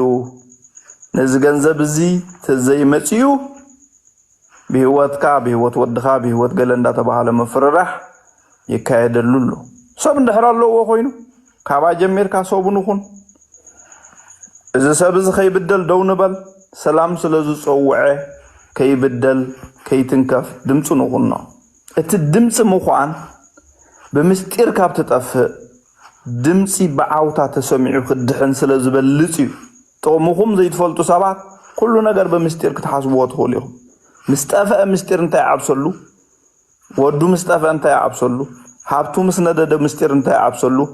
إذا تغيرو زلو بدل جيغايو كخون أي قبونيو إذا سبزق أخي كحاز دا أي قبون بار اندقنا غنزب كاش غنزب نهوكت زتأكب غنزب نبوليس أفكا مليخا زي نقر غنزب تقاتلون لو بجاكو ملكا زي نقر غنزب يدلوكم دلو بتوم ألنا نبلوم ألونا نبلوم ناي ميديا تكالات زتواصي خب دغزاتو ገንዘብ يدلوكم دلو كلون اسرائيل كنا شكمو صبا يكون ካብ ደገዛአቶ ገንዘብ ንሁከት ማዕደጊ ዛአቶ ገንዘብ ሓሙኽሽ ተغيሩ ነዲዱ ገሊኦም ወለዶ እዚ ገንዘብ እዚ ተደምጻኻዮ በህይወትካ በህይወትካ በህይወት ገለንዳ ቦሉ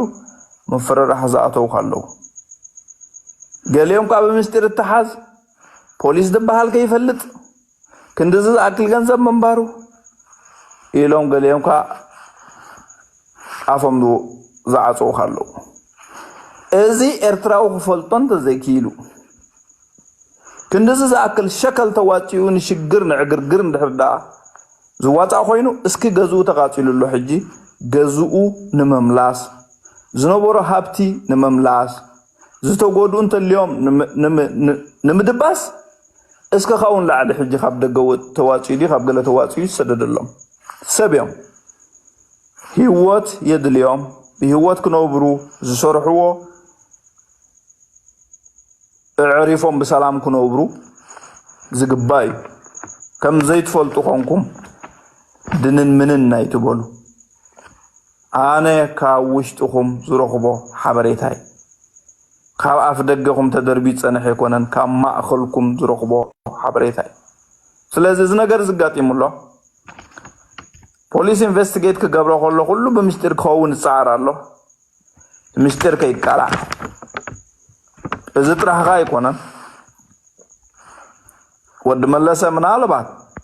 ናብዚ ደረጃ ዝንኽበጽሕ ንኽጥቃዕ ዘብጽሖ ምኽንያታት ብዙሕ ኣሎ ተኸፊሎም በደል ዝገብሩ ኣብ እስራኤል ብዙሓት ተኸፊሎም በደል ዝገብሩ ብዙሓት ሓደ ካብ ክነግረኩም ዝፈሸለ ኣብ መደብ ዘሎ ዝተኸፈለ 10,000 ሸከል ተኸፊሎም ነታ ኣብ ጥቃ ትካሉድያ ገለ ዘላ ቤተ ክርስቲያን ክትቃጸል ተወዲዩላ ተበይኑላ ወዲ መለሰ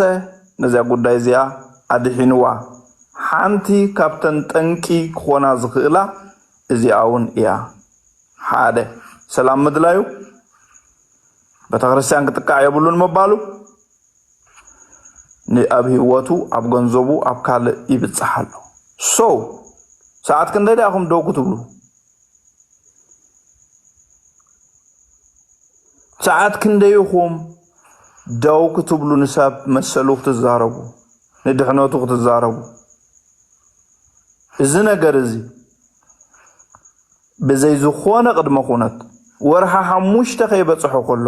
ንወርሃ 5 ዝተሓሰበ ሚልዮን ሸከል ነዲዱሎ ግን እንታይ ተሓሲቡ ነይሩ እቲ 1 ሚልዮን ሸከል ሲ ንምንታይ ንጽድቅ ድዩ ሰብ ንኸራ መግዝኢ ንባእሲ መግዝኢ ንዕግርግር መግዝኢ ገንዘብ የውጽእ እንደዚ ብርግጽ ጸላኢና ብእስራኤል እንድሕር ኣሎ ኮይኑ 1 ሚልዮን ሸከል ወዲኻ ክትጥፍኦ ትኽእል ጸላኢ ኣሎ እንድሕር ኮይኑ ኩልና ክንሰምዖ ኩልና ነቲ ጸላኢና ንብሎ ክንማርኾ ሓብሩና መኒ ወዲ መለሰ ገለትም ዘለኻ ሕጋዊ ቋንቋ ክትዛረብ ከለኻ ሕጋው ቋንቋ ክትዛረብ ከለኻ ክሳብ ሽማ ብሓጉ ክዝርዝረልካ ኣይትጸበ ወዲ መለሰ ኢለለኹ ኣነ ትዝርድኦ ክርድኦ እዩ ትዘይተረድኦ ቀሲሉ ክርድኦ እዩ ኣሕምልቲ ኢለለኹ ኣሕምልቲ መን ምዃኑ ትዝርድኦ ክርድኦ እዩ ቶም ንሱ ዝመርሖም ጋንግስተራት ይፈልጥዎ እዮም ሶ ዘሐጉስካ ኣይኮነን ቀሲልካ ደስ ኢልካ ሻሂ እንዳሰተኻ ገለ ዝዕለል ኣይኮነን ዘቃጽል ንኤርትራ ማይ ዝውዕየላ ዘሎ ንዘመናት ሃገር ከም ዘይትኸውን ህዝቢ ከም ዘይንኸውን ፍቅሪ ከም ዘይህሉ እንዳተገበረ ይዝኸይድ ዘሎ እቲ ምፍልላይ ካብ ሃገር ደረጃ ሓሊፉ ካብ ውረጃ ወሪዱ ናብ ቆላን ከበሳን እንዳበለ ኣብ ሓደ ወረዳ ክልተ ወረዳ በፂሕሎ እዚ ዝነግረኩም ዘለኹ ዕላል ተራ ዕላል ኣይኮነን ግሉጽነት ካብ ኣኸር ግሉጽ ምዃን ተሓሳብ ግናዓኹም ክመረኩም ይኽእል ክሽኩረኩም ካኽእል ክልቲዩ ከዓ ሓደገኛ እዩ ስለዚ እዚ ጋጢሙሎ ነቲ ፍሊት እንዳነፈሖ ከሎ ዝነቐፍክዎ ሰብ ሕጂ ኣብ ህይወቱ ምንዳድን ምቅጻልን ናይ ሞት መፈረራህ ናይ ምጭዋይ ናይ ኪድናፕ ናይ ገለ ክኸውን ከሎ ኣብ ጎኑ ደው ኢለ ይጣበቀሉ ተኣነ ዝደልዮ ሰላም ክጽውዕ ተዛሪበ ሰላም ጽውዑ ኣነ ስሚዕዮ ብለለኹን ከን ተغيሩ ለውጥ ገይሩ ኣስማዒ ኣድማዕ ሰብዩ ጸላው ሰብዩ ሃብታም ዕውት ሰብዩ ስለዚ ሕጂውን እንተኾነ ኣብ ልዕሊኡ ዝተወሰደ ስጉምቲ በቶም ሰሪሖም ዘይድረሩ ዝተወሰደ ስጉምቲ ጌጋይ ከምኡ ዝበለ መደባት ከዓ ኣብ ብዙሓት ክፍጸም መደብ ከም ዘሎ እቶም ዝፈለጥዎ ፈሊጦም ኣብ ጥንቃቐ እዮም ዘለዉ ኣብ ጥንቃቐ እዮም ዘለዉ እቲ ገንዘብ ዝዛረበኩም ዘለኹ ከዓ ከምቲ ናይ ቅድሚ ሕጂ ኣዋፂኦም ገለመለ ደይኮንኩ ዝብል ዘለኹ ካብ ደገ በቶም ዓበይቲ ሚድያ ንብርጌድና ሓመዱ ይሕግዙ እዮም ዝበሃሉ ተላኢኹ ንወርሃ 5 ዝተሓሰበ ክፉእ ውራይ እዩ ነይሩ እዚ እውን ነዲዱሎ ብፍልጠትኩም ኣይኮነን ብኽእለትኩም ኣይኮነን እግዚአብሔር አመስግኑ ካብ ሕንፍሽፍሽ ካብ ደም መፍሳስ ካብ ነንሕድሕድ ካብ መብልላዕ ምጥፍፋዕ ድሕንኩም ኣለኹም ግን ብሕጅውን እንተኾነ ሓንቲ ነፍሲ እውን ትኹን ኣብ እስራኤል ከይትጠፍእ ሓንቲ እውን ትኹን ከይትጎድል እቲ ወላ ተቃወምቲ ከለዉ ናትና ከለዉ ኣባላት ብርጌድና ሓመዱ ከለዉ እንተ ደኣ ኣድሓር ሒሮም ኣጸልሚትኩም በልዎም ዝብል ትእዛዝ ቪዛ ግበሩሉ እሞ ባዕሉ ከይዱ ይግበሮ ትንህላወዶ ንድሕነት ዶ ትግራይ ዶ ዝቃለስ ከይዱ ይግበሮ ንሕና ንህላወን ድሕነትን ህዝቢ ትግራይ ድምፅና ዛሬብና ኢና ንህላወን ድሕነትን ህዝቢ ኤርትራ ኩሉ ግዜ ክንዛረብ ኢና ስለዚ እዚኣታ ዝዓበየት መልእኽቲ ንብርጌድና ሓመዱ ዝበሃሉ ኣይተሓዙሎም መራሕቶም እቶም ኣብ ወረቐት ትርእዎም ኩስቶ ወዲ ዓዲ ኩስቶ ገለ መሌሎም ዝመዝገቡዎም ደይኮነ ብታሕቲ ቀንፀልትን ኣፈራራሕትን ጋንግስተራትን ከም ዘለዎም ብንጹር ሓበሬታ ኣሎ ነዚ ነገር እዚ ተሓታትነት ዝወስድ ጋንግስተር ካ የለን ዓገብ ክትብል ኣለካ ጭብጥ ክትእክብ ኣለካ ኣብ ሕጊ ክትቕርብ ኣለካ ኣሕምልቲ ቀዳማይ መራሒ ነቲ ኣብኡ ዘሎ ህውከት ብድሕሪ ሳዕሪት ቆላ ዝብል ምዃኑ ነፂሩሎ ናይቶም ሜድያ ገንዘብ ዘዋፅኡ ናታቶም ንጹር ዝኾነ ኸ ቀሲሎም ባዕሎም ክነግሩኹም እዮም ቆላን ከበሳን ኢሎም ፈላለሞም ዘለዉ ባዕሎም ከምፅልኩም እዮም ኩስቶ ይሰዲድዎን ተን 200,000 ኩስቶ ይሰዲድዎን ተን 75,000 ኢሎም ዝርዝር ካብኦም ተጸበዩ ምክንያቱ እዛ ኣነ ዝዛረቦ ዘለኹ ዝተባህለ እዩ አሌጌሽን ክሳብ ብሕጊ ዝረጋገጽ ክሳብ ባዕሎም ወፂኦም ዝዛረቡ መተንፈሲ ንምንታይ ዕላማ እንተልኩም ሰብ ንምድሓን ሃሊኹም ረአዩ ጥንቁቃት ኩኑ ክሳብ ወርሃ 5 የኣይ اسران 4 قنبت سب غايلا خيغبر ገለመለ غايلا ገዲፉ ዋላ ካፖላሶ ዘሊሉ ድላዩ ኮቦሮ ደይሃርም ንዑኡ ክትብል ክንድ ዝሸከል ዝዋጻዕቶ ኮይኑ ጉዕዞ ለውጥ ንድሕሪት ንኸይድ ምህላውና ኣብ ግምት እትዎ ቅድሚት ንኸይድ ዘለና ከይመስለኩም እቶም ነዚ ነገር ዝድእዎ ጀሎም ዘሎ ኢትዮጵያ ኣብ ኢትዮጵያ ዝተገበረ ኣኼባ ዝናይ ቀረባ ግዜ ንዑኡ بحسب درجة زقاومو ሰባት እዮም ብርጌድና ሐመዱ ኮይኖም ነታ ኢትዮጵያ ዝተገበረ ነገር አሜን ኢሎም ዘይሰገዱ ሰባት ወድ መለሰን በዓሉ ሓደ አካል ስለዚህ እዚያ ዘላታ ሐሳብ ጠቢስና እንደሐርህብናኩም ጨጭፍኩም ሃቡና አይትበሉ ፈትሽኩም ረኸቦ ሓደ ሰብ ጠቢሱ እንደሐር ዑፉን ይብቃ እንደገና ጨጭፍካ ኾልሰን ደይኮነ ዝባሃል እታ ሓበሬታ በዓልኻ ጨጭፍካ ረኸቦ ኩሉ ብቕንዕና ንድሕነት ሰብን ንድሕነት ህዝብን እንተጌርካዮ ክትዕወት ኢኻ ብተንኮል ውድበይ ክትዕወት እታ ውድብ ዝረገጸት ረጊጻት ሕለፍ እንተዳ ኮይኑ ግን ዓወት ኣባይና ዓወት ኣይኮነ የቐን የለ ይሳማሐወይ ዘይበርሀ ነገር እንተልዩ ኣብ ዝርዝር ክንኣቱ ይካል ወዚ ሓውና ሕጂ ኣብዛ ሓደ ቅነኩም ብቀዳይ ከማን መፂና ነይሩዚ መጀመርያቶም ሕቶታት ዘለኩም ስደዱ ሕዋት ኣነ ደርጋ ሕቶታተይ ኣባጋ ሙድ ሕቶ ዘለኩም ሕቶ ርእይቶ ስደዱ ክቕበለኩም ሕጂ ብዝንታይ ክብለካ ድልየ ወዲ ዓንዲ ሓወይሲ جزيتات حجي ما سجبتي ዝባሃል ነገር አሉ ጅኸምዚታት ሲ ዓብ ነገር እንዲዩ አምታይ ጋዜጣ ዝወፀ ወይ ኣብ ዌብሳይት ዝወፀ ወይ ኣብ ዝኾነ ዝወፀ ሳሎዶ ንምንታይ ከዘይ ተጋወሕ ዜና ማስ ዝኾነ ሰማዕና እንደለና ከምንታይ ያ እቶም ነታ ሓበሬታ ዝለገሱ ለይ ሰባት ሓደ እዚ ነገር እዚ ክፍለጥ ዝደልይዎ ኣይኮኑን ኣብ ክልተም ተመቂሎም ዘለው ቶም ሓደ ገዙ ጥራሕ አቃጺሎም ገንዘቦም ዘይተተንከፈ እቲ ናይ ህውከት ገንዘብ ተቐሚጡ ዘሎ ገይሮም ዝወስዱለው እቶም ሓደ ድማ ዝተኸሰረ ይከሰር እዚ እንተተፈሊጡ ገበን ስለ ዝኸውን ክስማዑን የብሉን ዝብሉለው ኣብ ክልተ ሕጂ ጎረሓትን ማእኸሎትን እዮም ዘለው ማለት እዩ ሕጂ ክስማዕ ዘይተገበረሉ ምኽንያት ብቋንቋና እዩ ክስማዕ ዘይተገበረ እምበር እስራኤላውያን ዝሓብእዎ ነገር የለን ኣብ ቴልአቪቭ ዘሎ ሰብ ወይ ኣብ እስራኤል ዘሎ ሰብ ብዛዕባ እዚ ጉዳይ ኣብዚ ኮመንት ክፅሕፍ ይኽእል እዩ እቲ ጭብጢ ድማ ኣይተቓፀለን ወይ ድማ ተቓፂሉ እዩ ዝብል ጭብጢ እዮም ክህቡ ዘለዎም ኣብኡ ዘለው ሲ እንኮላይ ንምስክር እዮም ዝረኣይዎን ክምስክሩ ስለዚ ተቓፂሉ ኣሎ መና ነባት እንተደኣ ስእሊ ኣድልዩ እንተደኣ ስእሊ ኣድልዩ ከዓ ነቲ ስእሊ ኣብ ካልእ ግዜ ከመሓላልፎ ይኽእል እየ ማለት እዩ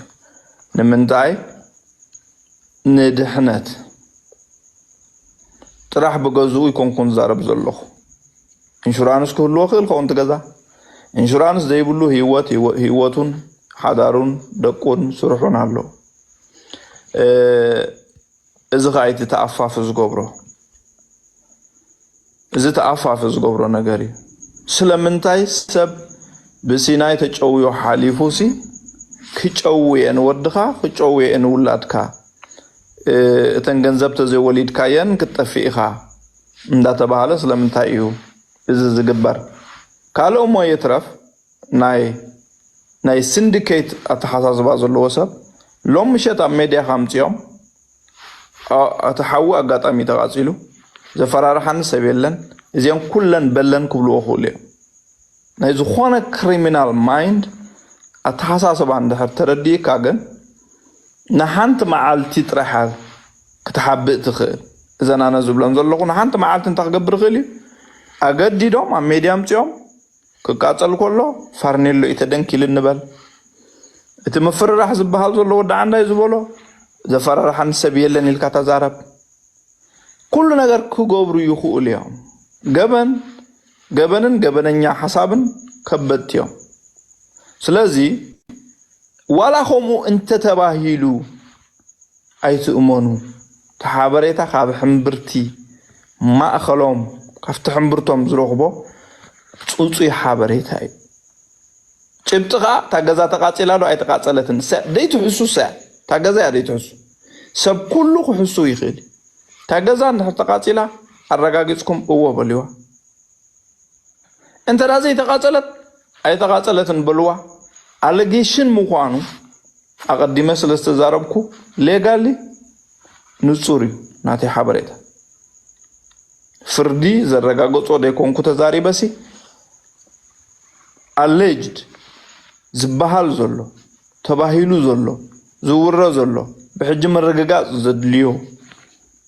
ايو بحقاو قانقوا سلوزو خوانا يكو أسماتهم كساب شما بحقوهم زي تغسكو مخنياتو زورة زولو سلوزو خوانا حقا تغوينو أعلم كبسلوه كوتوه جيجان تغوينو كوتوه هو تقاتيلو زبل ملك تقع أبزو كومنت يصحفو الكالو سامحاوي تقاتيليو اتي ززارب زولوغن زخوانا انسيدنت نايحاوي يخون ولا دحان ولا نحماس القبولون بولا شقر يبولون تبدو حريو سعيب زولو مفرر أحقن نفسو زخالة تراتي سلازي نسوخ دحن انتو قوينو كم تخالو اوت كدحنو استزارب كوو نزوز نقفز نبور كساب كدحن زارب الله ازي ديمقراسي زبهال كم زبال حساب كتأنقد كلا خاي نفتاوي خات راح تفتو نزد نقاكات راح كتدنق قال يكون كان تفتر أبو عالم تايدا ولا نتزك أو مكا زسالعكا حماق بزعبا خزاربون انتو خوينو أمنا هو الدرجة اختبت خلقها أبتا أفا في الدرجة خوكم كله نو كتب الكتكلا لك خوون يبولون نايم بال بقعات كل وانا اللوو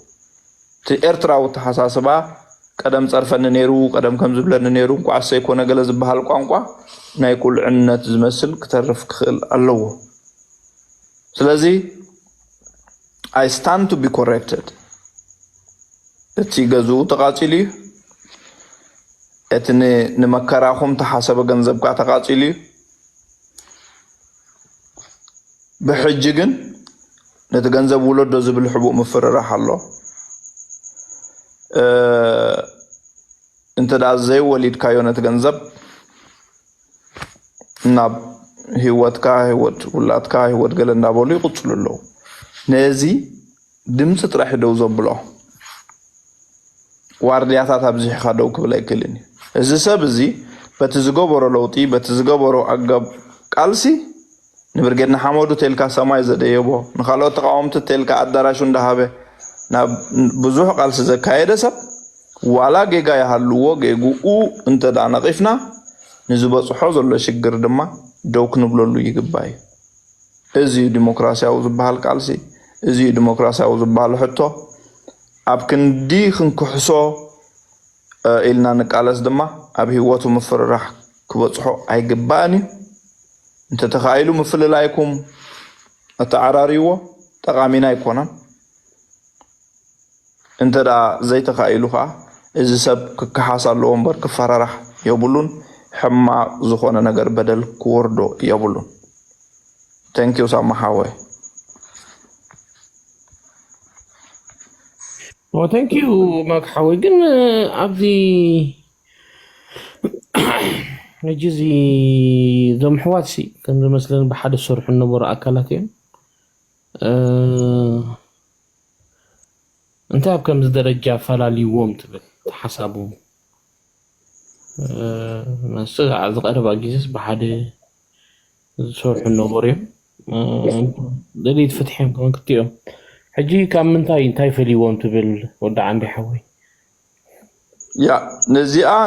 نخن ردا كلنا إرتراويان ዝኾነ ጋንግስተር ሓቢርካ ዝፈጸምካዮ ገበን ንዕኡ ካብኡ ወፂኡ ጥዑይ ህይወት ክመርሕ ዝደሊ ሰብ ሰላማዊ ዝኾነ ህይወት ክመርሕ ዝደሊ ሰብ እንተልዩ ህይወቱ ኣብ ሓደጋ እዩ ኣብ ዘለኹም ሃገር ቸግበርዎ ዝኾነ ጋንግስተር ሓቢሮም ድላዮም ዝገብሩ ዝነበሩ ሰባት ሓደ ካብኣቶም ኣነስ ይኣኽለኒ ሪዛይን ክገብር እየ ካብ ጋንግስተሪዝም ሰላማዊ ሰብ ክኸውን እንተይሉ ናይ መወዳእታ ህይወቱ ዝጠፍኣሉ መንገዲ እዮም ዝጣጥሑ ስለዚ መጀመርያ ነቲ ባእሲ ቁኑዕ ቃልሲ መሲልዎ ነቲ ቃልሲ የፍሕሞ ከም ዝነበረ የጓሃህሮ ከም ዝነበረ ኣብቲ ፍሊት ሒዙ ዝገብሮ ዝነበረ ፍሊት መንፋሕ ክንምስክሮ ንኽእል ኢና ሰላማዊ ኣተሓሳስባ ምሕሳቡ ሰላም ክኸውን ኣለዎ ሰብ ክመውት የብሉን ዝብል ናይ ኣተሓሳስባ ለውጢ ኣብ ዝገበረሉ ግዜ ኣብ ህይወቱ ሓደጋ ከውርድሉ ደልዮም ብሓንሳብ ኢና ገበነኛታት ብሓንሳብ ኢና ንጠፍእ እምበር ንስኻ በይንኻ ሰላም ኣይትረክብኒ ኢኻ ማለት እዩ ብኻልእ ቋንቋ ብሓንሳብ ዝገበርናዮ ብምሉእ ክፍኣት ብሓንሳብ ክንሕተተሉ ኢና ካብቲ መስመርካ ከይትወፅእ እዩ ዘስምዕ ስለዚ እዞም ከምኡ ዝህውኹ ዘለዉ ንሓደ ሕብረተሰብ ናይ ተልኣቪቭ ዝርብሹ ጥራሕ ኣይኮኑን ንሃገር ሙሉእ ክህውኽ ዝኽእል ዓቕሚ ኣለዎም ኣብ ኢትዮጵያ ወሪዶም ርኢኹሞም ኢኹም ዝገበርዎ እውን ርኢኹሞም ሶ ኣብ ክልተ ተፈንጭሎም ዘለዉ እቶም ኣብ ኢትዮጵያ ከይዶም ካልእ ፖለቲካ ዝሰርሑ ዘለዉ ናቶም ዓሻክር ብደረጃ ጋንግስተር ከይተመረፁ ዝመርሑን እቶም ብግቡእ ንኸይድ ኣለና ኢሎም ዝኣምኑ መራሕቶም መሪፆም ዝኸዱን ኣብ ክልተ ተመቂሎም ኣለዉ ስለዚ እቶም ዘፈራርሑ እቶም ናይ ጋንግስተር ባህር ዘለዎም ዘይተመረፁ መራሕቲ ገንዘብ ኣዋፂኻ እንካ ንኽስቶ ቃፅሉለይ እንካ ንኽስቶ ዝተገለ ግበሩለይ እንዳበልካ ዝለኣኹ ሰባት እዮም ብግልፂ ከዓ መራሒኦም ኣሕምልቲ ይበሃል ሰሪሑ ይፈልጥ ሓመድ ተፀይቑ ይፈልጥ ኩሉ ግዜ ስርሑ ክፍኣት እዩ ኣብ መን ተሓቢኡ ኣብ ሜባን ባክተርያን ኮይኑ ነብር ኣሎ ከዓ ብምሉኦም ተቃወም ትፈልጡ ብምሉኦም ደገፍ ትፈልጡ ኩሉ ኤርትራዊ ፈልጥ ሶ እዚ ዝፈላለዮም ዘሎ ጉዳይ ሌጂቲሜት መሪሕነት ናይ ብርጌድና ሓመዱን ኣንደርግራውንድ መሪሕነት ናይ ብርጌድና ሓመዱን እቲ ብምርጫ ተመሪፁ ዝመፀ ብብቕዓቱ ድምፁ ክቕይር ኣይፍቆዶን እዩ እቲ ምስቶም ንህውከትን ንሽበራን ዘካይዱ ሰባት ዝተሓባበር እንዳፈራርሐ እንዳቐንፀለ ገንዘብ እንዳተሰደደሉ ዝነብር ከዓ ገበን ከይገበረ ክነብር ኣይክእልን ስለዚ ኣብዚኣ ክልተ እዚኣ ተፈላለዮም ኣለዉ ነዚ ነገር እዚ ንኽዕረቕ ክፍወስ ዘለዎ እቲ ጳጳስ ናይቲ ጉዳይ እዩ ጳጳስ ናይቲ ጉዳይ ኣብ እስራኤል ኣይኮነን ዘሎ ጳጳስ ናይ ብርጌድና ሓመዱ ኣብ እስራኤል የለን ህውከት ዝጅምረሎም ዝባርኸሎም ዝቅድሰሎም ኣብ እስራኤል ኣይኮነን ዘሎ ነቲ ህውከት ንኽካየድ ዝባርኸሎም ኣብ ካልእ ሃገር እዩ ስለዚ ባዕሎም ሽግሮም ፈሊጦም እዚ ሰብ እዚ ባዕሉ ዘይስሕኑ ሓዊ ይኣጉዳሎ ኢሎም እንታይ ክገብሩሎም ደው ከብልዎ ክእሉሎም ስለዚ እዚኣታ ናተይ ርድኢት ኣብዛ ጉዳይ እዚኣ ዘላ እንተ ደኣ ዘይገይሮሞ መን እዩ ዝጉዳእ እንድሕር ኢልና ባዕሎም እቶም ስቕ ዝበሉ እቶም ሸለል ዝበሉ እቶም ክዛረቡ ዘይደለዩ እቶም ክቃወሙ ዘይደለዩ ክፍተው ጥራሕ ብኩሉ ሰብ ክፍተው ዝፅዕሩ እሶም ክጉዱ እዮም ኣነ እንተ ሓመቐ እየ ዝብለካ ዘሎ እንተ ሓመቐ ነዚ ሰብ እዚ ገዝኡ ተቃፂሉ ዘሎ ህይወቱ ዝድሕነሉ ድምፂ ስለ ዝገበርኩ ብዙሕ ኬር የብለይን እንታይ ክኸውን ይኽእል ብድሕሪ እዩ ናባይ እንታይ ክኸውን እዩ ናብ ካልእ እንታይ ክኸውን እዩ ንምንታይ ቁኑዕ ገይረ ኢልካ ኣብዛ ሓሰብካሉ ግዜ ብዘይ ዋርድያ በጢልካ ካድቅስ እዚኦም ግን ብጋንግስተር ተሓፂሮም እዮም ዝነብሩ ሓለውኦም ብጋንግስተር ብመታለልቲ ብኸምኡ እናበሉ እዮም ዝኸዱ ነዚ ነገር እዚ ከዓ መላ ህዝቢ ክጎርሓሉ ኣለዎ ድሕሪ ምፍላጥካ حبريتا دحر مركابكا ጨጭፍ ካነት حبريታ ንርግኣትን ምርግጋኣን ነዚ ህዝቢ ኣብ ስደት ዘሎ ስራሕ ተዘይ ኮይኑ ብኸምዝ ንሪኦ ዘለና ብታሕቲ ገንዘብ ኣዋፂኻ ከመይ ጌርካ ህውከት ይፍጠር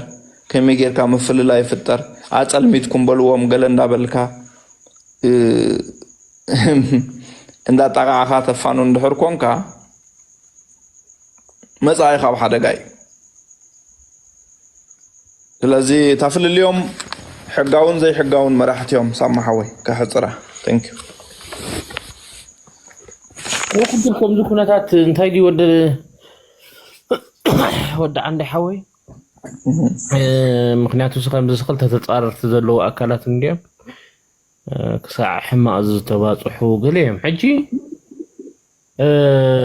عنتوي شمو تقصى زي دل خميني شمو زحونا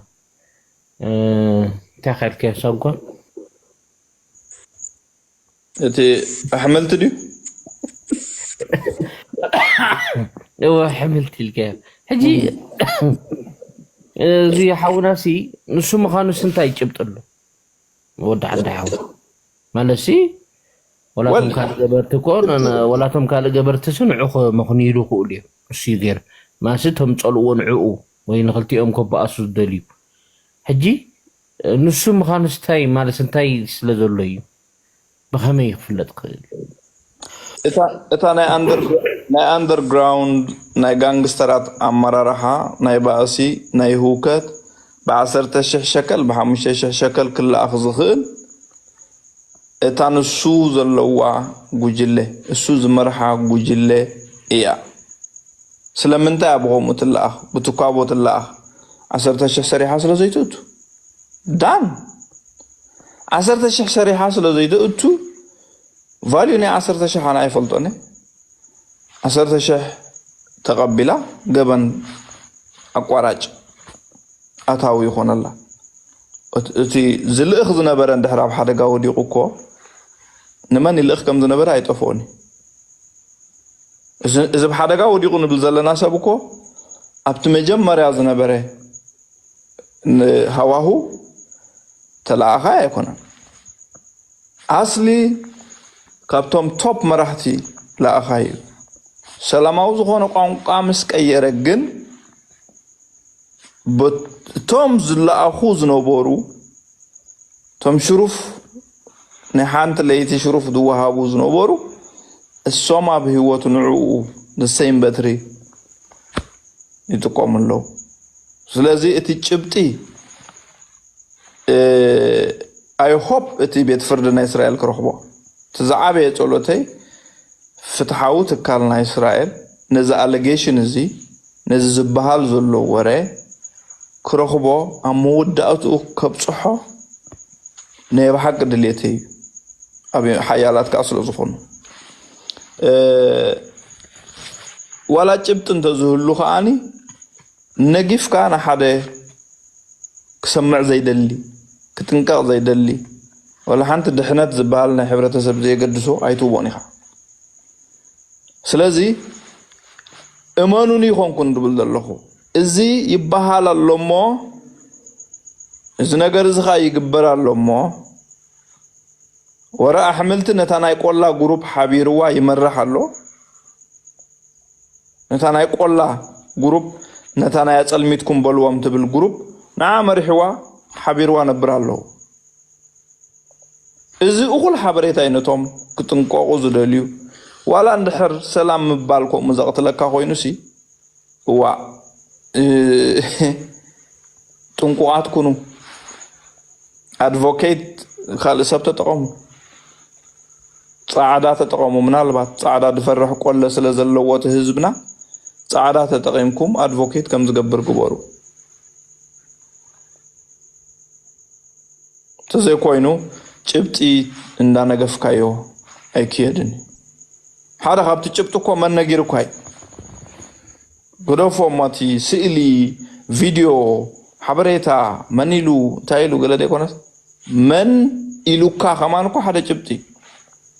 ተሓንት ክፈልጥዋ ዘለዎም ግን ኣና ኣብ ተል ኣቪቭ ኣይቅመጥነ ሕምብርት ናይ ተል ኣቪቭ ዘሎ ሓበሬታ ግን